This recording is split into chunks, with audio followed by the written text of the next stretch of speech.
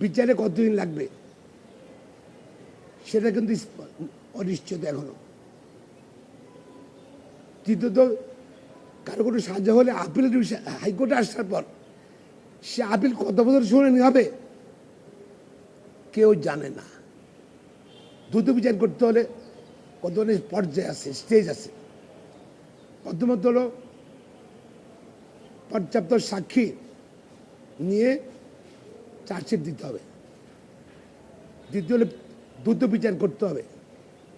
তৃতীয় হলো যে আমরা কিন্তু বলছি যে চার্জশিট দেওয়া হবে, বিচারে কতদিন লাগবে সেটা কিন্তু অনিশ্চিত এখনো। তৃতীয়ত, কারো কোনো সাজা হলে আপিলের হাইকোর্টে আসার পর সে আপিল কত বছর শুনানি হবে কেউ জানে না। এই জন্য মানুষ সরকারের পক্ষ থেকে আশ্বাস দেওয়ার পর বিশ্বাস করছে না। আমরা সুপ্রিম কোর্ট ভারতীয় দাবি করছি অনতি বিলম্বে পুলিশ রিপোর্ট দিতে হবে, ট্রায়াল শেষ করতে হবে।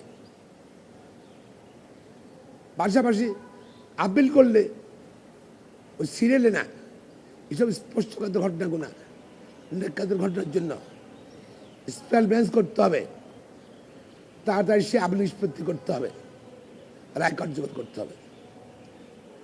আমি সরকারের দাবি জানাচ্ছি, মাননীয় প্রধান বিচারপতি দাবি জানাচ্ছি, এইসব স্পষ্টকাতর ঘটনাগুলো নিয়ে বিশেষ বেঞ্চ তৈরি করেন। বিশেষ বেঞ্চ করলে তাড়াতাড়ি আপিল নিষ্পত্তি হবে, জনগণ বিচার হয়েছে দেখতে পারবে, বুঝতে পারবে। সুতরাং এটা নিশ্চিত করার জন্য আমি অনুরোধ করছি, সরকারকেও অনুরোধ করছি, আইন মন্ত্রণালয়কে অনুরোধ করছি, সেই বিচারকে নির্দেশ দেওয়া হয় যে ট্রাইব্যুনালে যাবে, তাড়াতাড়ি এই বিচার নিষ্পত্তি করতে হবে।